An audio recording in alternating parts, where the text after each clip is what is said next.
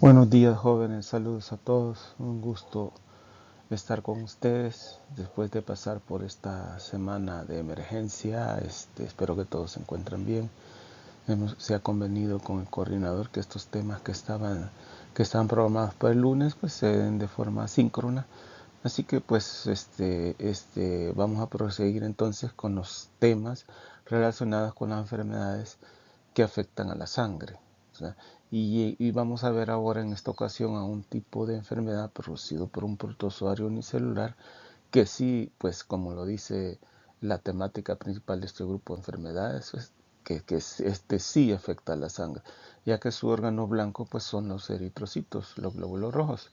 Y las alteraciones que sufren los eritrocitos entonces van a dar como consecuencia la presencia de o no de manifestaciones clínicas que dependiendo pues de, del tratamiento de la detección y tratamiento adecuado de estos pacientes con estas infecciones, pues se puede curar o pues por el contrario se puede complicar llevando al paciente hasta la muerte. Entonces vamos a ver ahora pues lo relacionado con paludismo. Bien, como pueden ver ustedes, pues los objetivos de la clase son parecidos a los que hemos estado viendo en todos estos temas anteriormente. Vamos a mencionar los agentes etiológicos, describir los vectores como el ciclo de vida, la patogénesis, ¿verdad? Las alteraciones que tienen los eritrocitos que posteriormente pues, pueden afectar otros órganos, el cuadro clínico que presentan los pacientes, el diagnóstico de laboratorio y las características epidemiológicas y las medidas de prevención y control. Bien, jóvenes, antes de comenzar a hablar sobre la malaria, vamos a ver algunos aspectos históricos importantes para ubicarlos dentro de lo que vamos a hablar en esta clase. Si bien la malaria ha existido, o el parásito de la malaria ha existido pues, por más de 50.000 años, se cree que ha existido lo que la especie humana pues eh, que tiene de existencia, valga la redundancia.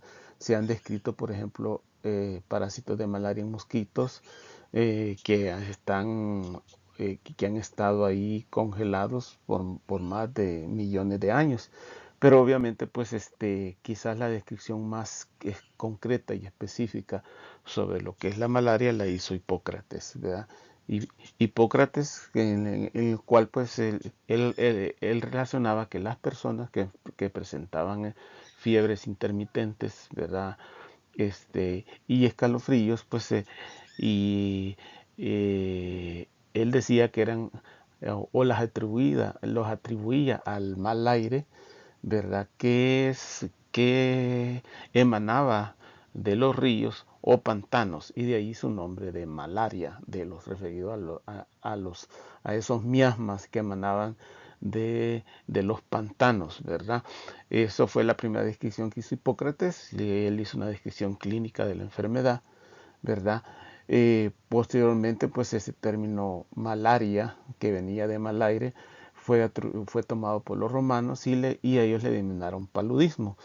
Paludismo de, porque pues la enfermedad se relacionaba muy con personas que vivían cerca de los pantanos, que en ese momento los romanos le decían por una raíz latina que se llama paluster, que significa pantano.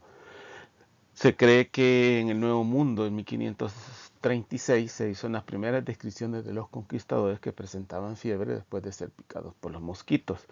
Aunque muchos historiadores pues son de la idea de que, de que la malaria pues fue traída por los europeos, pero es algo pues en los cuales no se han puesto de acuerdo.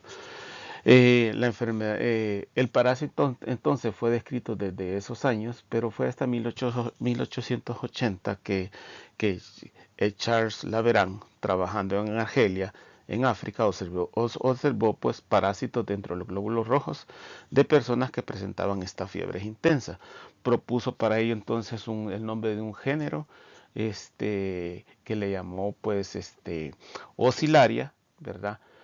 Pero y por este descubrimiento que hizo Laveran, pues recibió el premio Nobel en medicina en 1907. Al protozoario en cuestión se le llamó Plasmodium por otros científicos, ¿verdad? Pero pues fue Ross pues quien describió en 1898, vean, unos 18 años después, la transmisión, pues, y él dedujo que pues que los vectores del género Anopheles eran los que transmitían pues el parásito. El otro sinónimo pues es que se conoce la malaria es como fiebre palúdica o también como homomalaria o paludismo. Todos esos son sinónimos y que en algún momento ustedes los pueden encontrar. Eh, el agente etiológico al momento han sido descritos 5, que son, si ustedes se acuerdan, Plasmodium vivax, Plasmodium falciparum, Plasmodium ovale y Plasmodium malaria. Y últimamente Plasmodium knowlesi, un, un parásito descrito, pues, que se ha descrito que causa malaria, pues, en humanos en Asia. Si ustedes se acuerdan, son parásitos intracelulares, ya que se reproducen dentro de las células nucleadas ciertos estadios y los principales estadios pues dentro de los glóbulos rojos. Tienen un ciclo heteroxeno, eso quiere decir que necesitan más de un hospedero para realizar su ciclo de vida, y por desarrollar pues sus formas asexuales y sexuales, entonces se describe dentro del ciclo de este parásito un hospedero intermediario y un hospedero definitivo. Jóvenes, vamos a ver ahora lo relacionado entonces con el ciclo biológico. Si se acuerdan, el ciclo biológico de, como les decía en la diapositiva anterior, pues participan dos hospederos, en este caso un hospedero invertebrado, que es el mosquito, precisamente el mosquito del género Anopheles.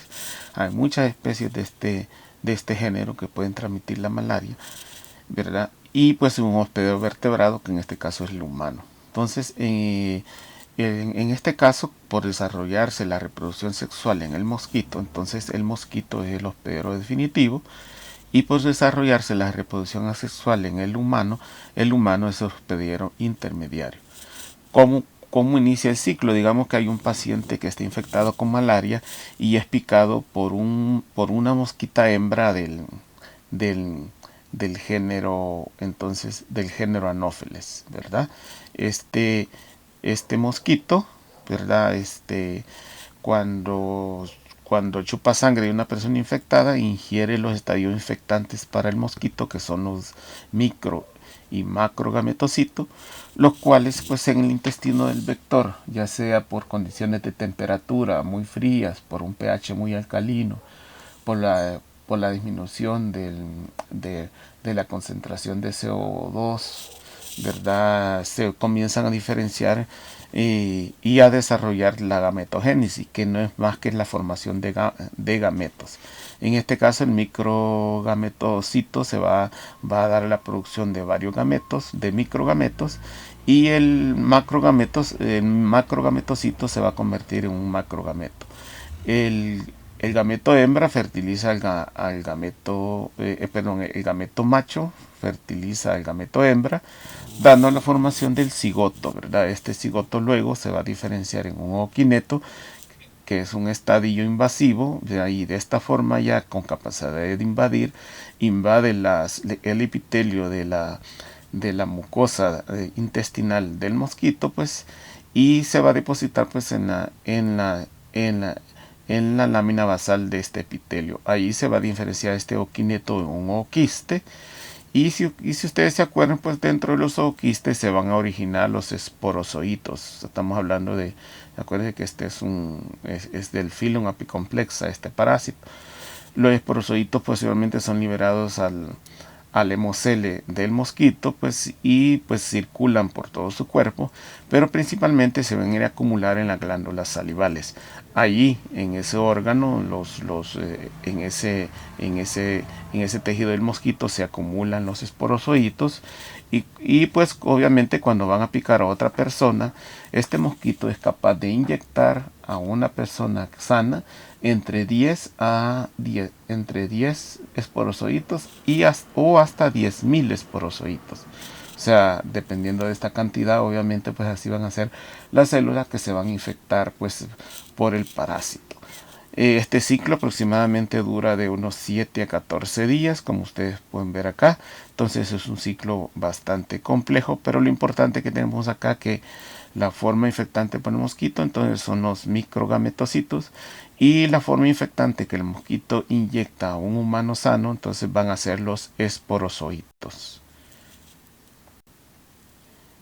Bien, siguiendo con el ciclo, entonces tenemos si ustedes se acuerdan que la forma infectante para el humano son los esporozoitos, los cuales son inyectados pues por un mosquito pues que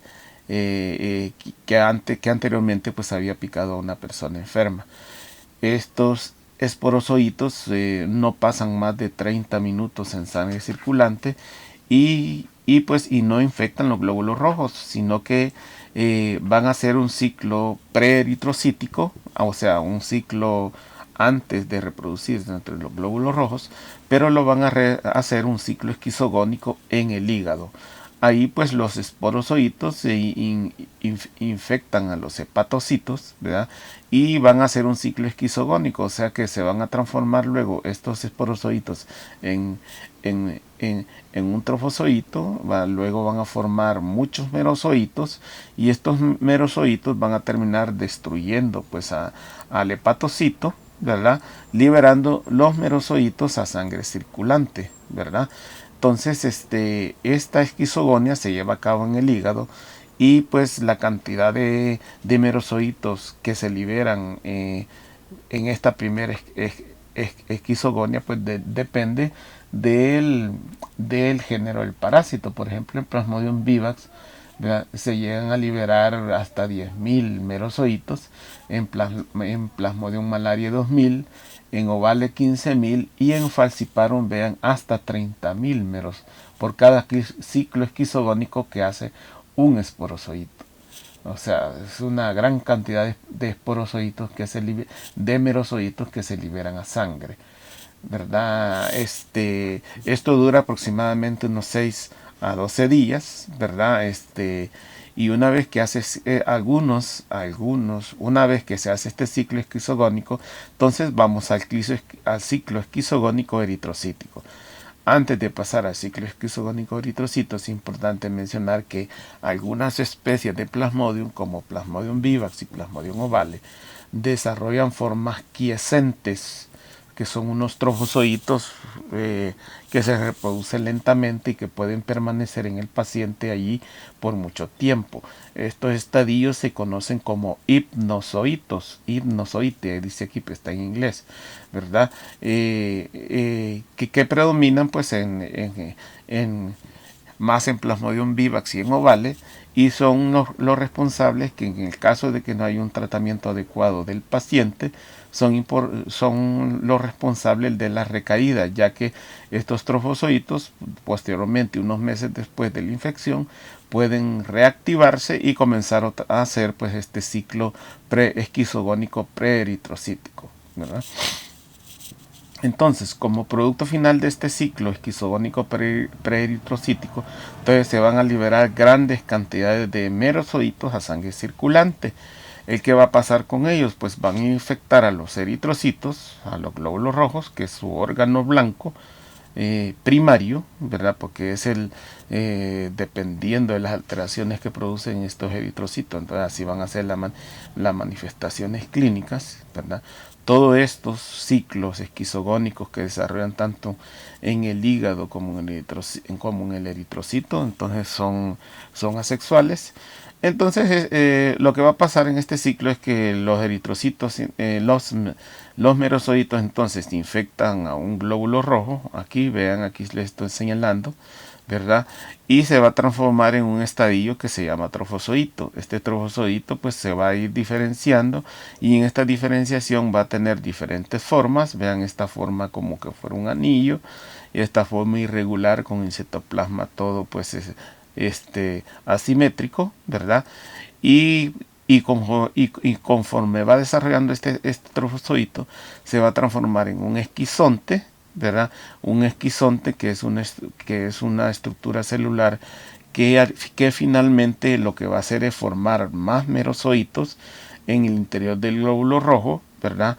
La cantidad de merozoitos que forma acá depende de la especie, ¿verdad? Y estos merozoitos interior del glóbulo rojo pues hacen presión sobre la membrana de eritrocito y terminan rompiendo el eritrocito. Se liberan más merozoitos de este glóbulo rojo, los cuales van a estar repitiendo este ciclo constantemente, ¿verdad? En el número de veces, ¿verdad? O sea, se liberan merozoitos, van a infectar otros glóbulos rojos, este merozoito se transforma en un trofozoito, este trofozoito luego pasa a ser un esquizonte, este esquizonte termina rompiéndose, liberando merozoitos e ir infectando otros glóbulos rojos. Este ciclo, dependiendo de la especie Plasmodium, puede durar 48 a 72 horas, ¿verdad? Y el rompimiento de estos eritrocitos está relacionado con los paroxismos febriles que presentan los pacientes. En el caso de Plasmodium vivax, en Plasmodium falciparum y en Plasmodium ovale, el ciclo es cada 48 horas. Y en el caso de Plasmodium malaria, el ciclo es cada 72 horas.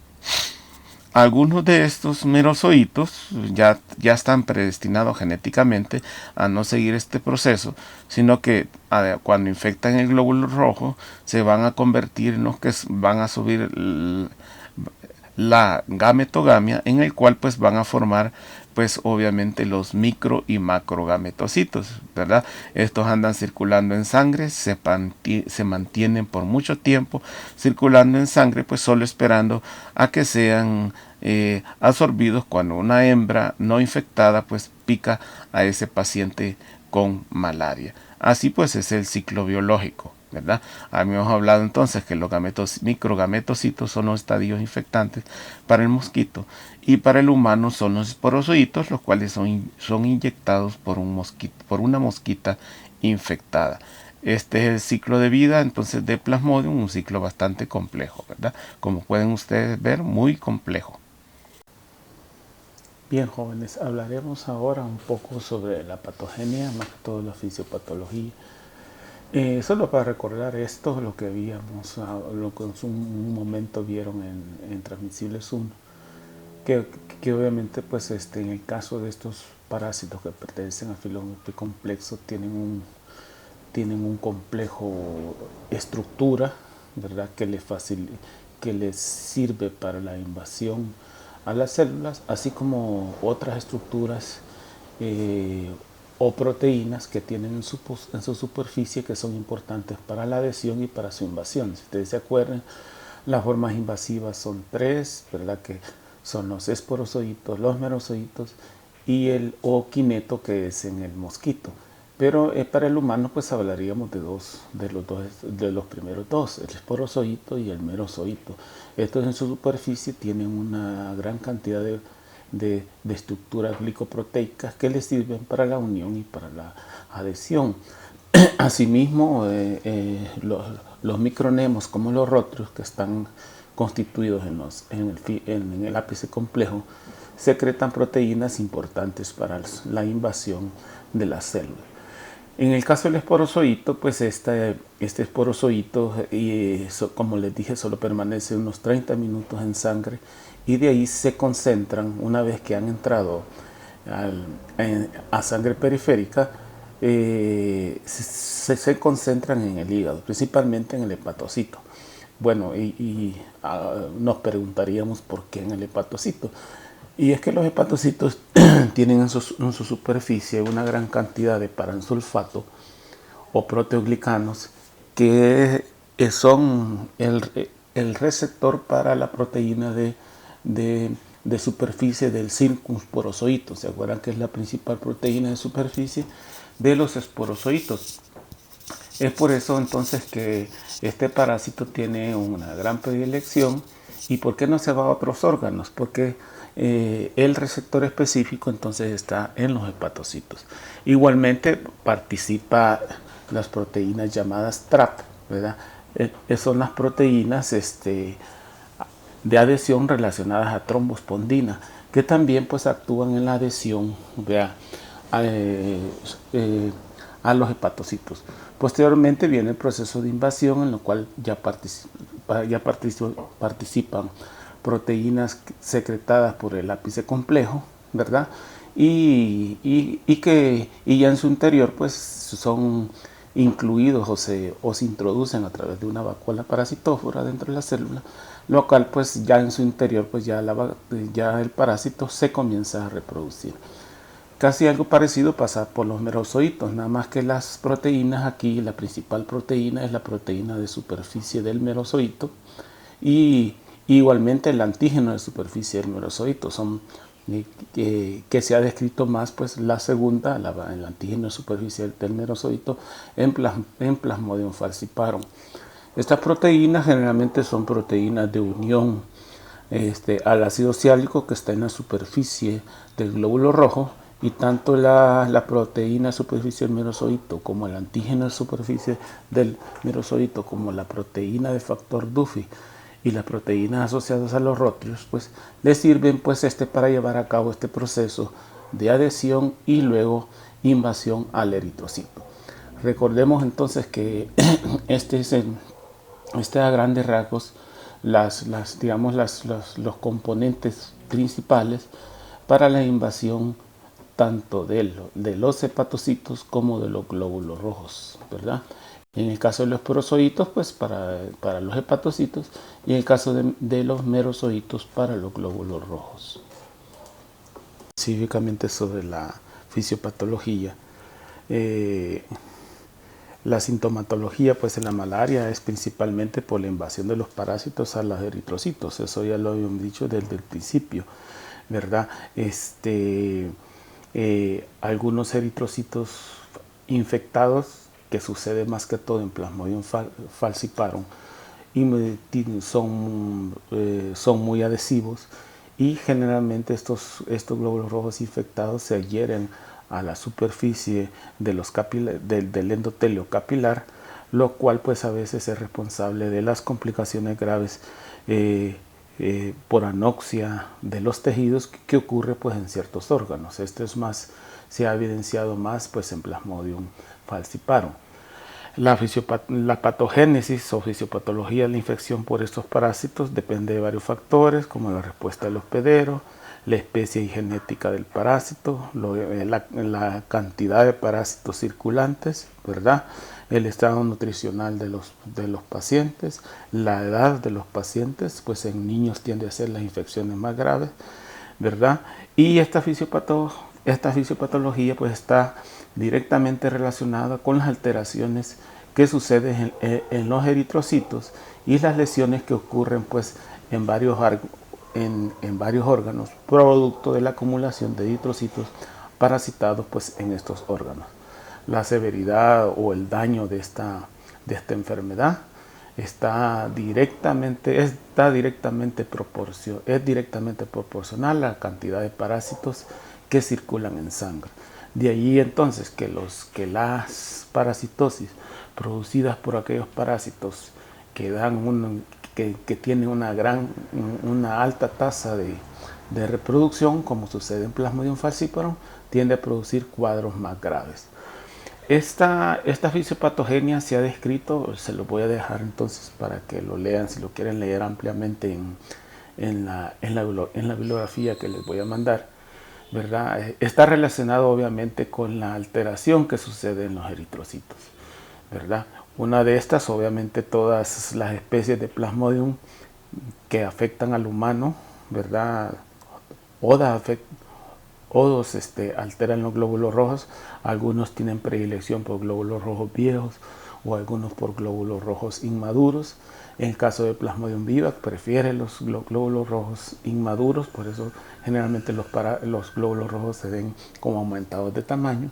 Y en el caso de Plasmodium falciparum, que prefiere pues a los eritrocitos de todas las edades. De ahí pues que obviamente tiene una gran capacidad de infectar un amplio rango, de acuerdo a la edad del eritrocito, pues es más amplio para infectar el parásito Plasmodium falciparum más que vivax, lo cual prefiere, como dije, solo eritrocitos jóvenes. Una vez que han parasitado pues los glóbulos rojos, estos inducen en el eritrocito grandes cambios y llevan pues a que el eritrocito pierde la capacidad, así como el transporte de oxígeno, también su capacidad estructural como célula. Ellos tienden a perder la elasticidad, eso quiere decir que tienden a deformarse, ¿verdad? En caso de Plasmodium falciparum, pues se estimula a que la membrana de estos eritrocitos se expresen proteínas que están relacionadas con la adherencia en los eritrocitos, y esto facilita tanto la adherencia entre células como con otras células del endotelio vascular. Aumenta su fragilidad, estos fácilmente se pueden romper, ¿verdad? Así como su transporte de oxígeno se ve disminuido, pues ya que el parásito se está reproduciendo dentro del glóbulo rojo y pues este eritrocito ya no trabaja como tal. Igualmente, pues hay liberación de antígenos por la reproducción del parásito dentro de los eritrocitos que se liberan a sangre, y que estos son, pues, originan reacciones, pues, inflamatorias, pues, que en el huésped. Como consecuencia de esto, entonces, como consecuencia de todos estos cambios que suceden en el glóbulo rojo, entonces tenemos, por ejemplo, que se pueden hemolizar, que es lo que ocurre generalmente en los pacientes con malaria. Es común, por ejemplo, pues que la orina de estos pacientes tenga como un color tipo Coca-Cola debido a la gran hemólisis que están sufriendo, pues en sangre periférica, bloqueos de los capilares de algunos órganos. Este es porque en el caso, esto ocurre más que todo con Plasmodium falciparum, en el cual los eritrocitos parasitados se van a ubicar, pues, en las paredes de los capilares de ciertos órganos como hígado, vaso y cerebro. Y obviamente imagínense las consecuencias que tienen por la obstrucción que se producen cuando estos parásitos se acumulan en esos órganos. Defectos de la coagulación, ¿verdad? Y igualmente, pues, alteración de la función de los órganos que son afectados. Esto, pues, obviamente en el caso de Plasmodium falciparum, las enfermedades más graves, más si no se detecta a tiempo, ¿ya? Porque ya cuando hay, pues, daño de órganos es difícil recuperar, pues, a un paciente cuando está infectado por Plasmodium falciparum. Generalmente estos pacientes terminan falleciendo, pues, por falla, pues, orgánica general.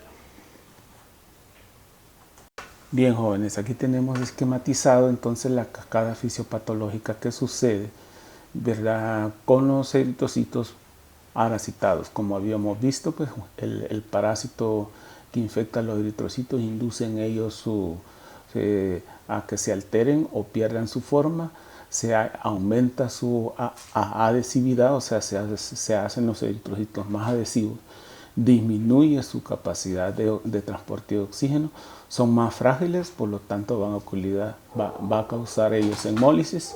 Son capaces los eritrocitos, pues, que están infectados con parásitos, liberar sustancias, pues, como antígenos y toxinas, que obviamente tienen su acción, pues, sobre la respuesta inmune.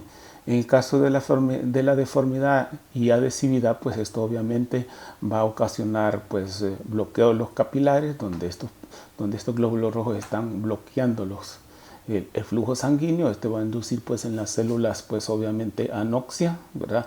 Lo cual, pues, puede llevar, en todo caso, por la falta de circulación, a un daño hepático en el caso de que sea el hígado, y esto, pues, manifestarse, pues, por ejemplo, con ictericia o con insuficiencia hepática. Asimismo, pues, en estos pacientes, debido a esta afectación en el hígado, pues hay una disminución de la albúmina. Cuando se determina esta proteína, pues está muy disminuida, ¿verdad? Como producto de la anoxia, pues va a haber una vasodilatación que igual puede llevar a una hipotensión y una necrosis tubular aguda.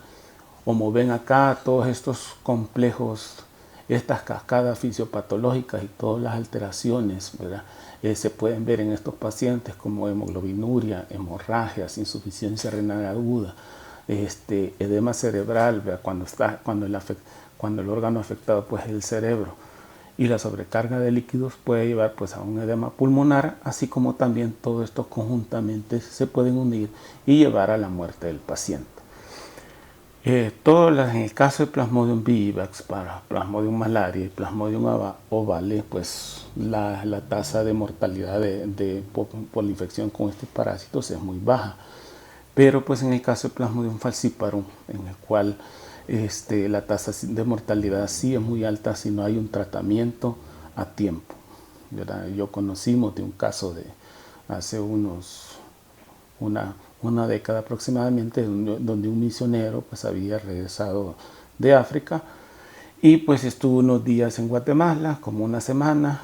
Posteriormente allá ya en Guatemala le comenzaron las fiebres, él nunca pensó que era malaria, y ya cuando se vino aquí pues a El Salvador y llegó a su casa, igual como que hace unos 15 días después, ya tenía el cuadro bien avanzado por malaria, fue ingresado pues al Hospital Rosales, y ya cuando llegó pues ya tenía daño en los órganos. Creo que solo duró en el Hospital Rosales unos 5 días, ¿verdad? Porque ya era una malaria por Plasmodium falciparum.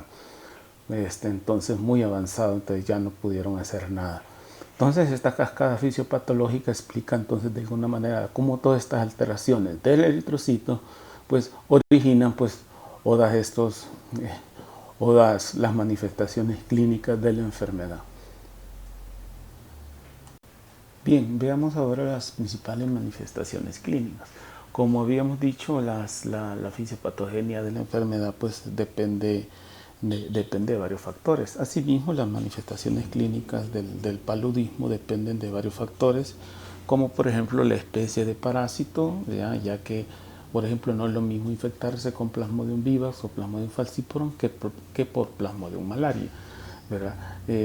Las primeras dos pues dan cuadros clínicos manifiestos, mientras que Plasmodium malaria da cuadros más clínicos, a veces casi indetectables. Depende del número de parásitos, por ejemplo, de la cantidad de parásitos que circulan en sangre.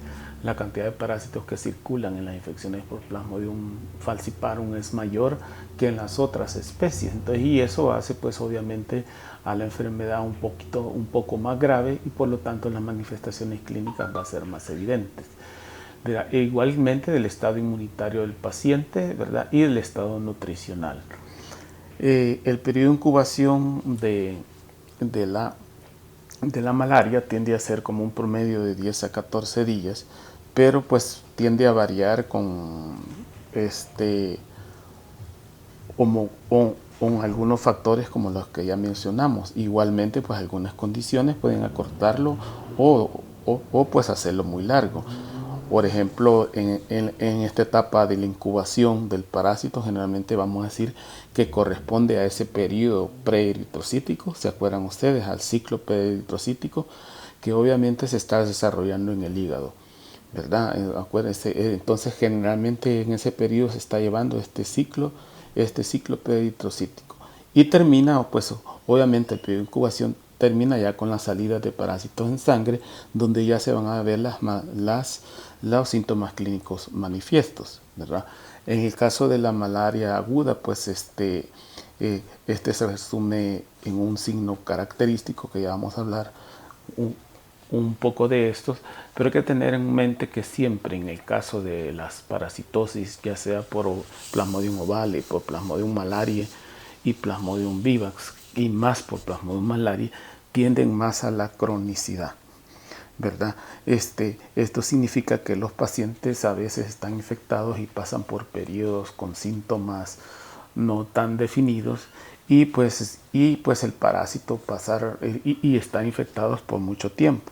Y igualmente pues al haber síntomas no muy definidos, pues ocasionar en estos pacientes pues alguna recaída.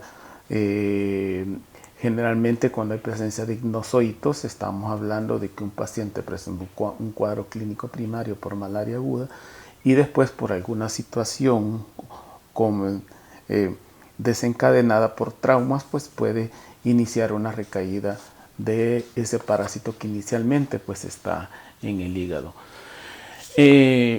Igualmente puede recrudecerse. Consiste esta recrudescencia, digamos que vamos a decir que consiste en la presencia de síntomas causados por el número de parásitos que circulan en sangre en un periodo de 2 a 3 semanas. Vean que 2 a 3 semanas es bastante tiempo. El paciente tiene síntomas muy leves, pero pues obviamente los síntomas van aumentando y la cantidad de parásitos también aumentando en este tiempo, ¿verdad? Pero aún en las primeras semanas, en la primera semana puede ser no detectable el parásito en sangre, pero pues obviamente esto va aumentando cada semana y va haciendo el cuadro un poco más definido y más claro, ¿verdad? Es común verlo más este periodo de recrudescencia Plasmodium falciparum, en el cual pues quizás por eso el paciente que yo les mencionaba no consultaba, no sentía periodo con manifestaciones clínicas muy fuertes, pero ya pues cuando ya está en la recrudescencia, cuando el parásito se está reproduciendo ahí por la tercera semana grandemente, bien difícil pues detener la parasitemia por Plasmodium falciparum. Pueden haber síntomas premonitorios. Bueno, cuando el periodo de incubación, vean, es cuando ha sido por transfusión. Este periodo de incubación puede cortarse tanto entre 48 a 72 horas, y obviamente aquí no hay esquizogonia eritrocítica, ¿verdad? Porque se acuerdan que los parásitos, pues como ya se han transfundido, en este caso glóbulos rojos infectados, estos merosocitos van a invadir rápidamente a otros eritrocitos. Esto ocurre pues en la transfusión, cuando hay transmisión por transfusión. En el caso de la malaria pueden haber unos síntomas premonitorios generalmente muy poco relacionados o específicos de la malaria, que aparecen unos 6 a 7 días después de la picadura, como pueden ser pequeñas cefaleas, lumbalgias, mialgias, anorexias y pequeñas febrículas. Pero una vez establecido, pues ya el parásito, pues y ya después de que termine el periodo preeritrocítico de la reproducción del parásito en el hígado, van a comenzar a aparecer lo que conocemos como paroxismos febriles. El paroxismo febril, pues es el cuadro que caracteriza al cuadro agudo de la malaria, ¿verdad? Y tiene una duración, este paroxismo febril, dependiendo de la especie de la malaria, de 48 o 72 horas, pues según la especie de Plasmodium. Bien, como les mencionaba, pues el cuadro clínico típico, pues se resume en lo que se conoce como paroxismo febril, el cual consta de una etapa previa que vamos a describir como escalofrío. Luego viene la fiebre y luego viene la sudoración. Ese es el paroxismo febril de la malaria, que se caracteriza por esas 3 etapas: escalofrío, fiebre y sudoración. Generalmente estos cuadros, estas 3 manifestaciones clínicas están asociadas a anemia, a leucopenia. Si se hace un hemograma de estos pacientes, están disminuidos los leucocitos, y a veces pueden haber cuadros de esplenomegalia. Veamos la etapa de escalofrío, pues es la primera etapa que aparece. Generalmente antes de iniciarse el acceso febril, o sea la fiebre, se presenta un periodo de escalofrío, que es una sensación muy subjetiva que el paciente tiene de un frío intenso en todo el cuerpo. Llega hasta a veces a tener un temblor incontrolable, y en esta etapa pues el pulso de los pacientes es rápido y débil, la piel puede estar los pacientes tienden a tener la piel fría pues y cianótica, y en algunas ocasiones pueden haber hasta vómitos y náuseas. Generalmente dura de 15 a 60 minutos, ¿verdad? Y a menudo que la temperatura va ascendiendo, el escalofrío va desapareciendo, ¿verdad? Y así pues ya pasa pues a la segunda etapa. En algunos niños puede ser que los dientes les hagan ruido pues por la sensación de escalofrío, ¿verdad? Y pues tiene, como ven, pues el tiempo de duración es de 15 a 60 minutos. Luego viene la otra etapa del paroxismo febril, que es la etapa febril. Este periodo, a medida que la temperatura sube, el frío va a desaparecer, obviamente, y la temperatura corporal sube rápidamente, ¿verdad? Y puede llegar a cifras, pues a cifras muy altas, como lo dice ahí, a 41.5 grados centígrados, una fiebre intensa, ¿verdad? En esta etapa, los pacientes tienen a tener pues la cara roja, ¿verdad? Eh, eh, la, la piel caliente pues o seca, con cefaleas o dolor de cabeza y náuseas y vómitos muy intensos. A veces puede llegar pues a delirios por la fiebre muy alta y llegar hasta convulsiones en niños. Este periodo generalmente dura de 3 a 4 horas, ¿verdad? Y pues pueden haber otros síntomas, ¿verdad?, que el paciente presenta, pero estos son los más comunes. Entonces, luego viene la otra etapa, ¿verdad?, que es la etapa de sudoración. O sea que primero viene el escalofrío, la fiebre y la sudoración. Después que la fiebre la fiebre comienza a bajar, se comienza a sudar bruscamente, ¿verdad? Y la temperatura cae rápidamente, ¿verdad? Y pues el paciente llega, pues así como está en la figura, vean que llega a mojar toda su ropa. Es una sudoración profusa debido a la declinación de la temperatura. El paciente se siente ansado, ¿verdad?, somnoliento, desaparece el dolor de cabeza, puede llegar pues por la sudoración profusa a mojar la ropa y obviamente está somnoliento y con mucha sed. Disminuye la sensación de ese malestar general, ¿verdad? Y pues desaparece, como les dije yo, el dolor de cabeza, el paciente se siente cansado y después de este periodo puede volverse a sentirse normal. Acuérdense que este periodo pues se debe principalmente, todo este paroxismo febril, al rompimiento de los glóbulos rojos que sucede cada 48 o 72 horas según la especie de Plasmodium. Por lo tanto, este periodo dura pues de sudoración unos 2 a 4 horas y obviamente puede repetirse en el paciente periódicamente a las 48 o 72 horas después. Eso depende de la especie de Plasmodium. Entonces el paroxismo febril está formado por 3 etapas: la etapa de escalofríos, fiebre y sudoración. Y como ven ustedes, a veces después de un periodo febril, como es de un paroxismo febril, el paciente siente hasta que ya está normal, pues eso significa que todos los glóbulos rojos se han roto probablemente, pues bueno, una buena cantidad se ha roto y ya están infectando otros eritrocitos, y eso pues hace que el paciente de manera ya no presente esos paroxismos febriles, y a veces pues él hasta se siente bien pues y sale a caminar y como que nada me ha pasado, pero 48 horas después va a volver a aparecer este mismo paroxismo febril. Bien, de acuerdo, como habíamos mencionado en su momento, de acuerdo a la forma en cómo se presentan estos paroxismos, entonces la malaria también se les conoce como fiebre tercianas, ¿verdad? Y de acuerdo a su gravedad se les agrega una palabra más, que son benignas o malignas. Entonces vamos a tener entonces fiebres tercianas benignas, fiebres tercianas maligna y fiebre cuartana benigna. Esto es pues de acuerdo al periodo, a su gravedad y al tiempo en que aparecen en los paroxismos febriles.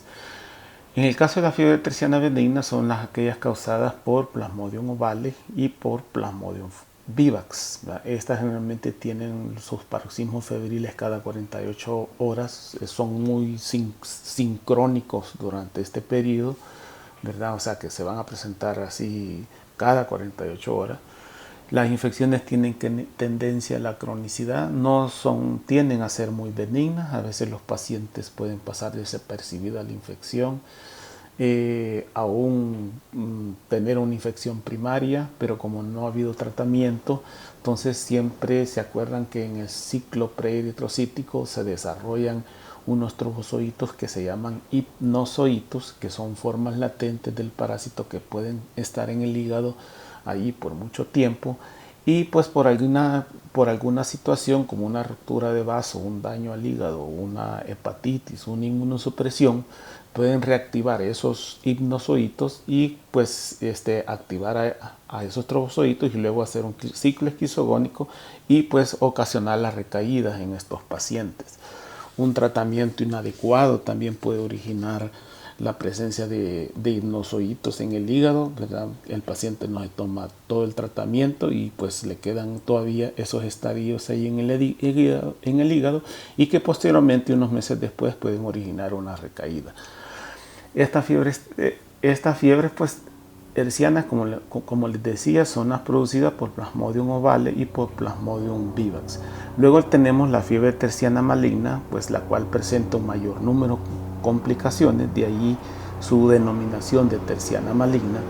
Aquí los paroxismos son cada 48 horas, ¿verdad?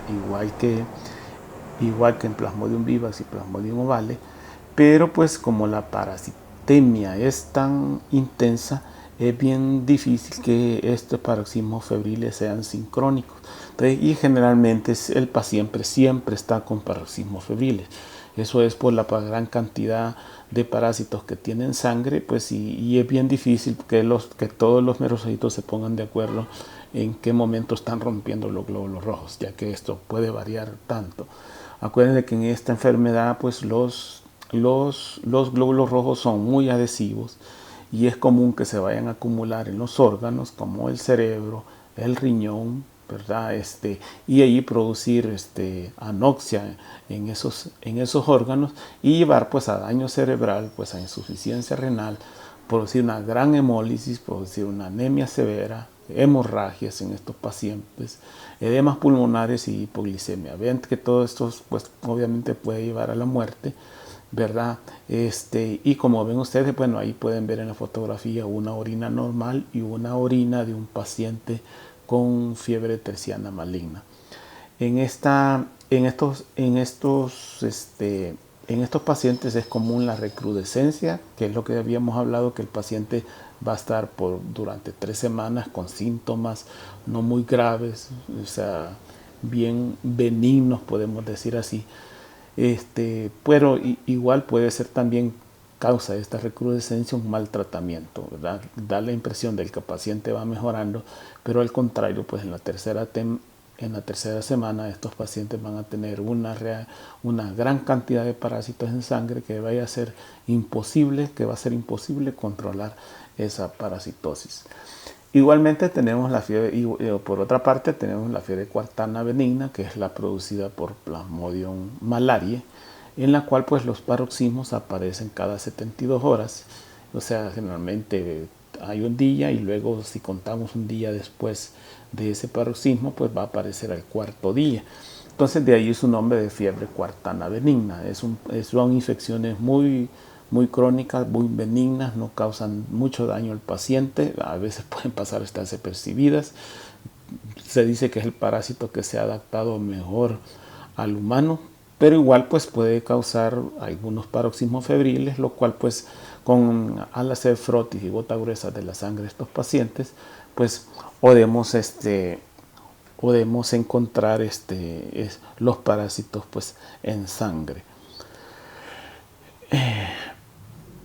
Bien, las principales complicaciones pues, de estos cuadros clínicos generalmente son las producidas por Plasmodium falciparum, como es la malaria cerebral, es la más frecuente que se da por infecciones por Plasmodium falciparum. Aquí el paciente puede presentar una cefalea intensa, puede entrar en coma y obviamente esto llevar irreversiblemente pues, a la muerte. Si esto no ocurre, puede llevar a manifestaciones neurológicas, ¿verdad? Y igual pues pueden presentar fiebres biliosas, que es una anemia hemolítica rápida que ocurre pues en estos pacientes con Plasmodium falciparum. Y igual pues llevar a una insuficiencia renal. El paciente que yo les mencionaba que había estado pues en África y había fallecido pues en el Hospital Rosales, pues él falleció por una insuficiencia renal, un daño que luego se evidenció obviamente pues en en fallos a otros órganos, ¿verdad? Bien, el diagnóstico, bueno, es necesario hacer diagnóstico diferencial, especialmente con aquellas enfermedades cuyas manifestaciones pueden parecer un poco parecidas, como es la fiebre amarilla, la tifoidea, el absceso hepático amibiano, la tuberculosis, ¿verdad? La tripanosomiasis, ¿verdad? Y pues y el diagnóstico de certeza obviamente se hace por el hallazgo o la demostración microscópica del parásito, ¿verdad? Y para esto pues utilizamos la muestra, en este caso pues es la sangre, ¿verdad? Es la sangre y hay dos métodos muy importantes que se utilizan para el diagnóstico de la malaria aquí en el país o que se han utilizado en el país, como es el uso de la gota gruesa y el frotis. La gota gruesa, el frotis también es llamado extendido. Como pueden ver en la foto, aquí tenemos una gota gruesa de sangre, esta gota que se ve bastante roja, y aquí tenemos un frotis extendido. Entonces, hay que saber el momento exacto en que hacer esta toma de muestra para hacer estos dos exámenes, como es la gota gruesa y el frotis, y después cuando el paciente presenta los paroxismos febriles, ¿verdad? En este caso, pues, es importante pues que en el laboratorio ustedes van a solicitar una gota gruesa, obviamente, o un frotis, y en ellas pues los parasitólogos, los microbiólogos van a tratar de identificar a la especie responsable, así como la presencia de formas sexuales. Entonces a ustedes al final pues el diagnóstico que les van a dar el laboratorio va a depender de lo que ellos observan, y obviamente pues todos se van a ver en la sangre todos los estadios que de alguna manera en el ciclo les he mencionado. Por ejemplo, aquí tenemos la morfología de la especie de Plasmodium. Por ejemplo, este es de Plasmodium vivax. Vean que en este caso estos son los eritrocitos afectados. Más o menos así se ven cuando este es un glóbulo rojo normal, este es un glóbulo rojo parasitado. Este es un trofozoito, ¿verdad? Este es otro trofozoito, que le llama trofozoito ameboide. Estos que están acá son esquizontes. Este es un esquizonte. Este es un esquizonte. Y estos son los gametocitos. En este caso, pues acuérdense que los glóbulos rojos que infecta Plasmodium vivax son glóbulos rojos inmaduros, por eso se pueden ver aumentado de tamaño. Y es común encontrar estas granulaciones en el eritrocito infectado, que se conoce como gránulos de Schürner, ¿verdad? Luego tenemos, vean, aquí se ve un frotis de sangre periférica, donde podemos ver los parásitos. Este es un esquizonte. Estos son los trofozoitos, vean, aquí están los parásitos en su interior. Y aquí vemos que tiene forma de anillo, que es bien típico. Y aquí vemos obviamente los gametocitos. Entonces cuando el microbiólogo observa esto, pues les va a reportar, se observan formas parasitarias correspondientes a Plasmodium vivax. Estas son las formas que se ven pues en Plasmodium falciparum. Vean que aquí el parasitólogo debe estar muy avispado, pues morfológicamente son diferentes, ¿verdad? Acuérdense que Plasmodium falciparum afecta los glóbulos rojos normales, ¿verdad? Los gránulos que se observan son un poquito más gruesos en los glóbulos rojos y son conocidos como gránulos de Maurer, ¿verdad? Y pues afecta principalmente pues a trofozoitos jóvenes. Vean que la morfología de los gametocitos, vean que tienen esta forma de salchicha o forma de banano. Esto pues da el diagnóstico de que se trata de Plasmodium falciparum. Aquí podemos ver unos frotis, ¿verdad? Heñidos con Ginseng-Wright, donde podemos ver la gran cantidad de trofozoitos afectados, y también pues podemos ver los gametocitos en forma de banano, que son típicos de Plasmodium falciparum. Ocasionalmente se ha reportado en el país Plasmodium malariae, generalmente son por ácidos militares que han ido pues a zonas endémicas y han traído el parásito. Nosotros tuvimos la dicha, junto con otro compañero del departamento, de hacer el diagnóstico de esta parasitosis de un caso de una persona que venía de África, ¿verdad? un militar, y era Plasmodium malariae. Obviamente pues le dieron el tratamiento y estas parasitosis son bien tratables, o sea, responden muy bien al tratamiento.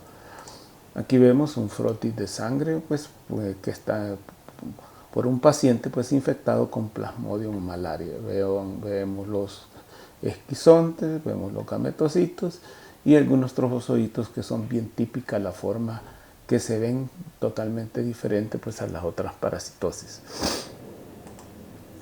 Existen métodos alternativos para el diagnóstico de la malaria, ¿verdad? Como la tinción con dianalgado de acridina o la inmunofluorescencia, pero pues en estos casos como ven, la sensibilidad de estos métodos puede ser muy baja. En el caso en el caso de inmunofluorescencia, como pueden ver ahí, puede ser del 43 al 93, es muy discutible y no es capaz de detectar tanto infecciones pasadas como presentes. Es una deficiencia que tiene pues esta prueba. Siempre pues la gota gruesa y el frotis son las mejores, podemos decir casi el estándar de oro cuando hablamos nosotros de diagnóstico de malaria. Y es la prueba, son los exámenes que ustedes van a indicar. Existen otras pruebas de diagnóstico rápido que existen en el mercado, ¿verdad? Estas pruebas son de fácil uso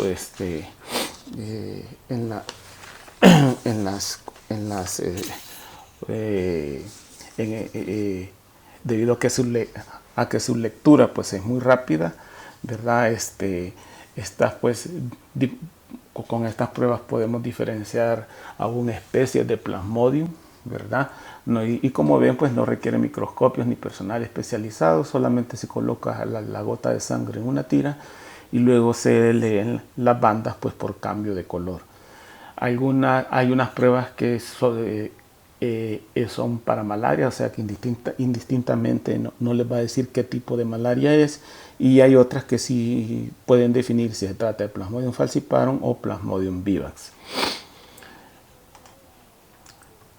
Bien, aquí tenemos algunas ventajas y desventajas de las pruebas más comúnmente usadas para el diagnóstico de la malaria, las cuales son pues el frotis o también extensión fina, la gota gruesa y las pruebas rápidas. Como ven ustedes, pues los tipos de tinción en el caso de tanto en frotis como en extensión fina como en la gota gruesa es la tinción de Ginza.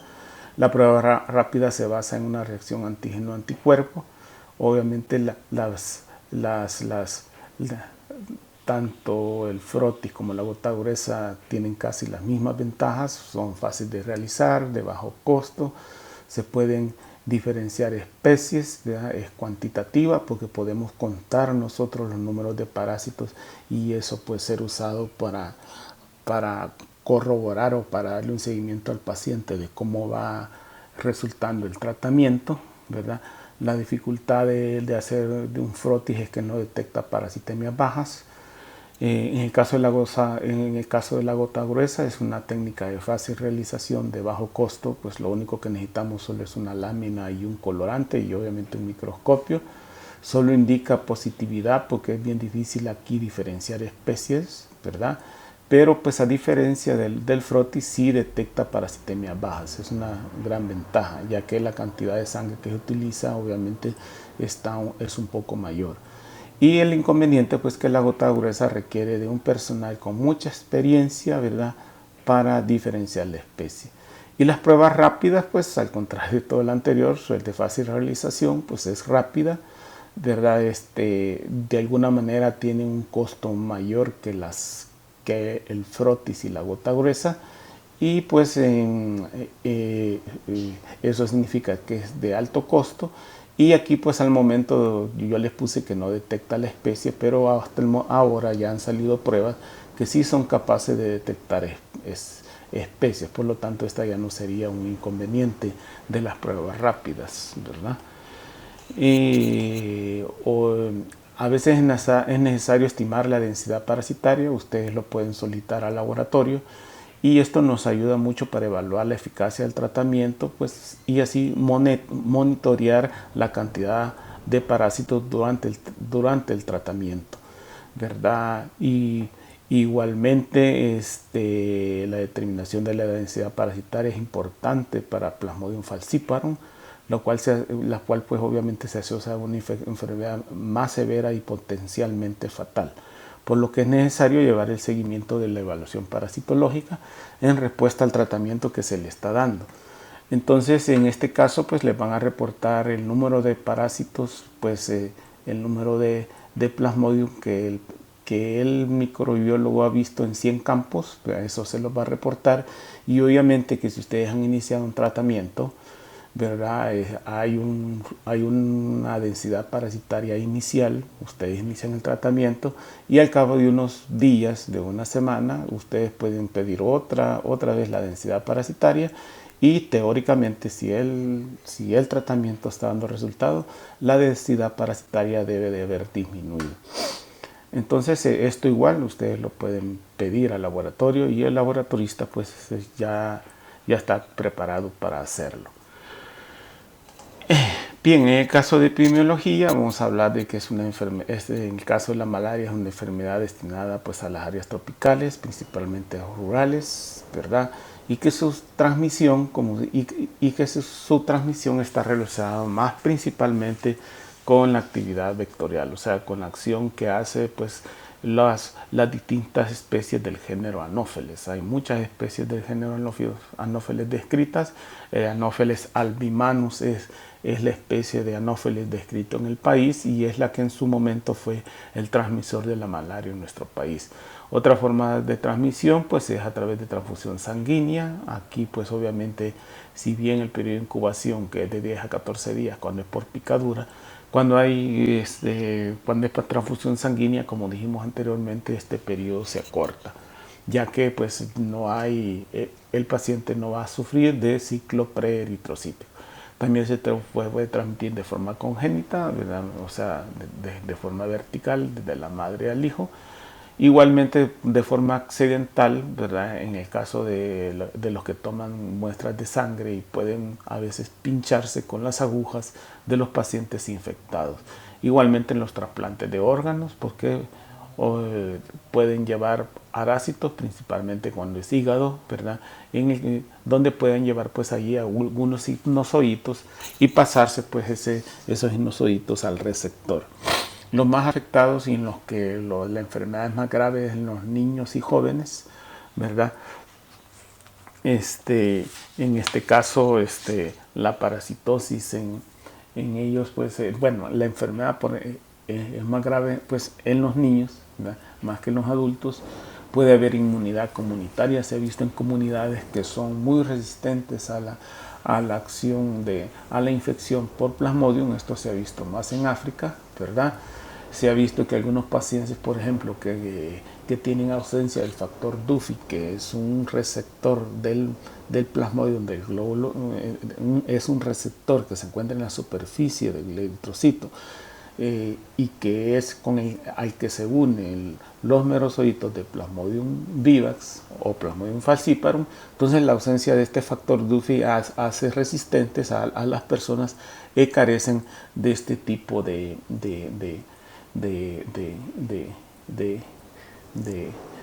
defecto genético, podemos decir.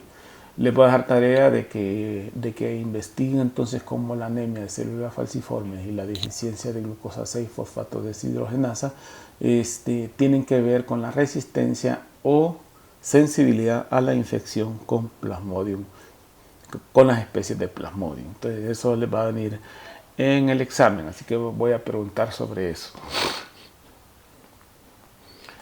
Bien, hay factores epidemiológicos de transmisión, en el cual pues obviamente que están relacionados de por qué pues existen todavía en algunos países estos parásitos. Pues existen los primarios, que es el hombre enfermo o fuente de infección, que es la función primaria, pues no vamos a encontrar infecciones por Plasmodium falciparum en animales silvestres ni domésticos en nuestro país. Tiene que haber el vector y igualmente un hombre susceptible, ¿verdad?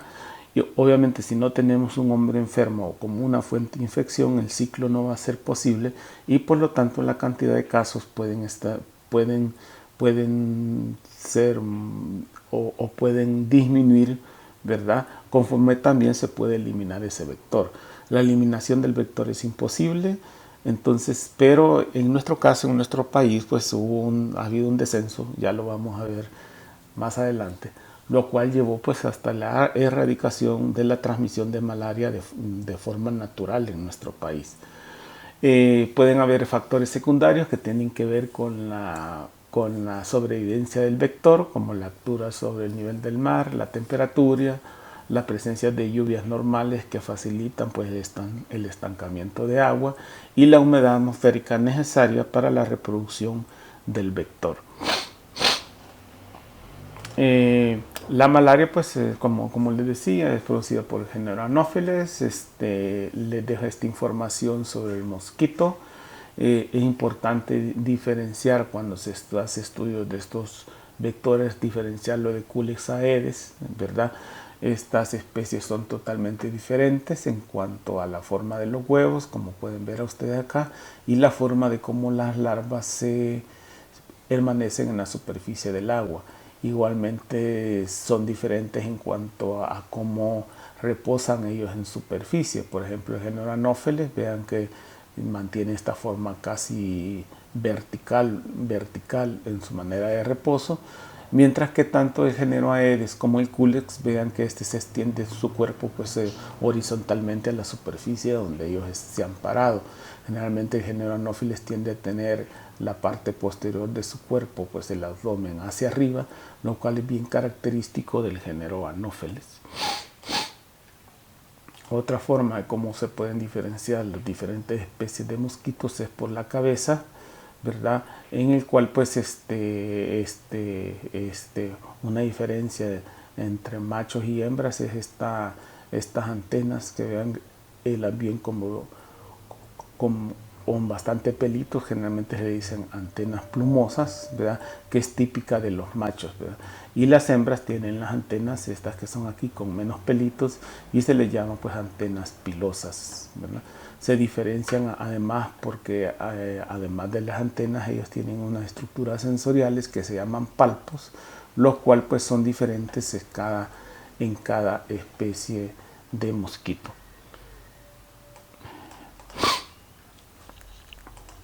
Bien, aquí podemos ver pues cómo está distribuida la malaria, pues está distribuida desde el sur de los Estados Unidos hasta el sur de Argentina, está en todos los países de Latinoamérica, parte de África.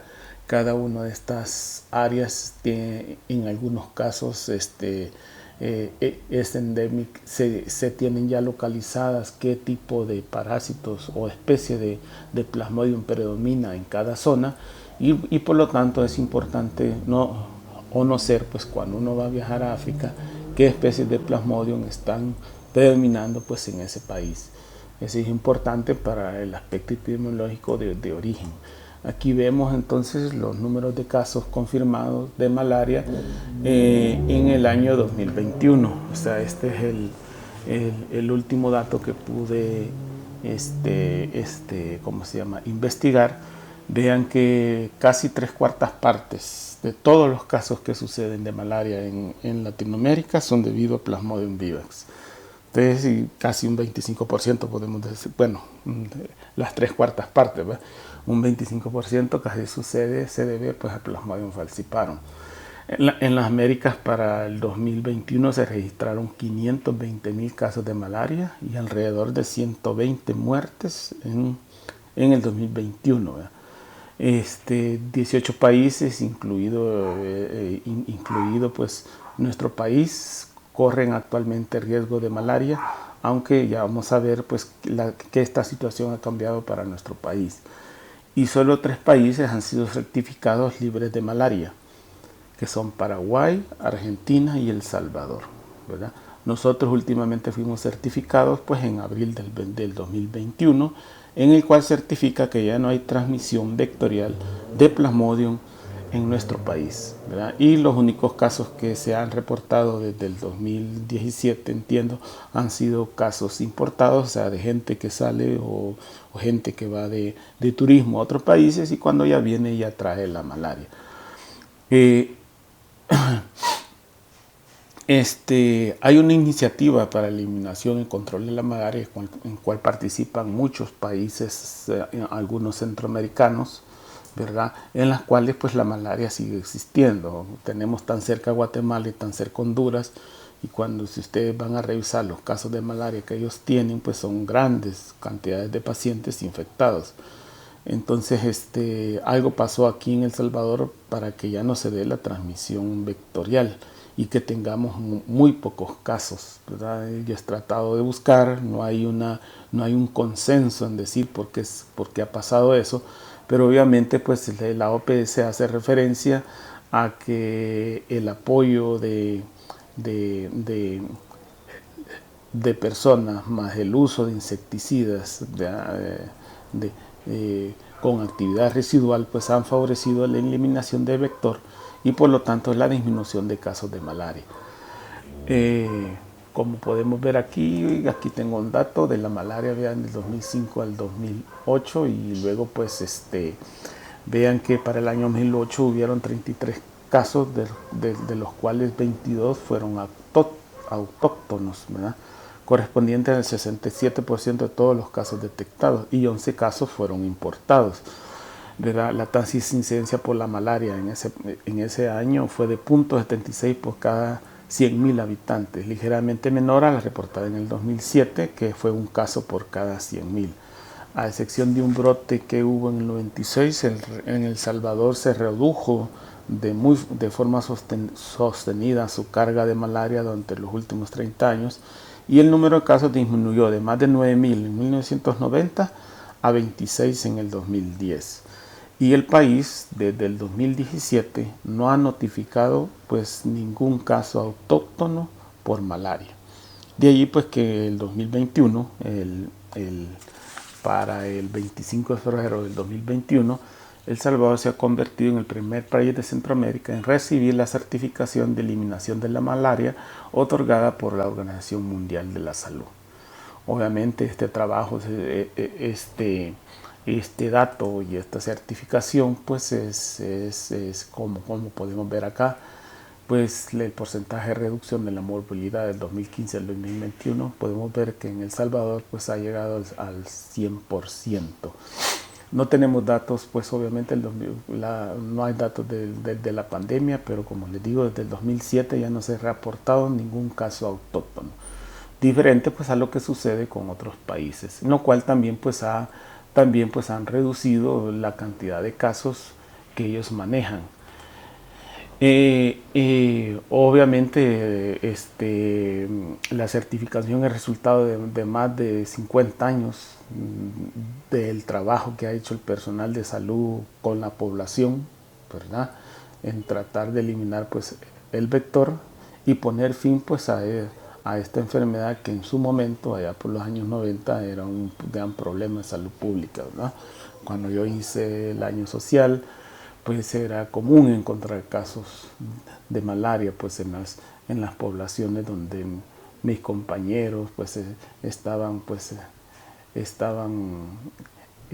realizando su año social. Ahora pues hoy solo tenemos casos solo cuando las personas van a otros países y cuando regresan ya traen pues la malaria. En cuanto a las medidas de prevención y control, entonces a nivel del hombre enfermo, pues a la persona enferma el tratamiento específico, ¿verdad? Y obviamente la eliminación del vector, que es lo que se ha hecho en nuestro país, ¿verdad? Modificar el ambiente, los rellenos de los charcos, la desecación de los pantanos, de las aguas estancadas. Eso ha facilitado mucho pues la eliminación del vector. Igualmente el uso de control biológico de depredadores de mosquito como peces o aún bacterias o insectos larvívoros, hongos y nemátodos que tienen acción sobre las larvas de mosquitos. Igualmente el uso de barreras biológicas en las casas, ¿verdad? El uso de mosquiteros, ¿verdad? Para evitar pues obviamente los mosquitos piquen a estas personas. Luego el control químico, que es el que está haciendo este señor, pues el uso de agentes químicos para el control del vector, lo cual en el país ha sido muy efectivo. Existe una vacuna, sí, pero no es para uso público, es una vacuna multietapa. Generalmente se ha utilizado mucho la, la proteína circunsporozoítica para el desarrollo de vacuna, pero ahorita creo que solo lo ponen a los militares de los Estados Unidos, ¿verdad? No, algunos antígenos utilizados no han tenido respuesta ante la vacunación, la cual todavía no la hace de uso general para todas las personas, ¿verdad? Para evitar la malaria. Igualmente, una persona que ha sufrido malaria no se le regenera inmunidad la mayoría de veces, ¿verdad? Entonces le puede dar malaria otra vez, ¿verdad? Entonces hay que tener en mente siempre eso. Y como les decía, pues obviamente hay que recordar, si bien esta enfermedad puede ser que ustedes no vean ni un caso en todos estos años, les falta por estudiar y aún en su internado y año social, pero hay que tener en mente entonces esta infección, pues en los pacientes más que todo, hoy es de rigor, pues a todo paciente que viene de afuera y más a militares, que son los que yo conozco, que vienen de afuera, pues los tienen en cuarentena porque en la zona donde ellos visitan pues hay leishmaniasis, hay malaria, ¿verdad? O otras parasitosis, ¿verdad? Y en ese tiempo pues obviamente pues están controlados, ¿verdad? Y una vez que termina su cuarentena ellos ya pueden salir. Bien, les voy a dejar entonces la bibliografía más adelante para que ustedes lo lean. Es de la parasitosis humana de Botero, para que complementen los aspectos que nosotros vimos. Ahí van a leer más que todo la sintomatología, la parte de epidemiología y la parte de métodos de diagnóstico, ¿verdad? Estudien muy bien los datos epidemiológicos del país, porque de ahí les puedo preguntar, ¿verdad? Para que recuerden cómo ha sido este proceso de certificación de la malaria, lo cual pues obviamente ha pasado mucho tiempo de acciones específicas y de lucha contra el vector y para eliminar pues la transmisión. Bien, jóvenes, les agradezco mucho. Cualquier pregunta por favor me la hacen llegar, con gusto se las voy a responder, y si no pues ahí me buscan en mi cubículo o me escriben a mi correo cuando tengan alguna duda sobre esta temática. Les agradezco mucho, cuídense todos.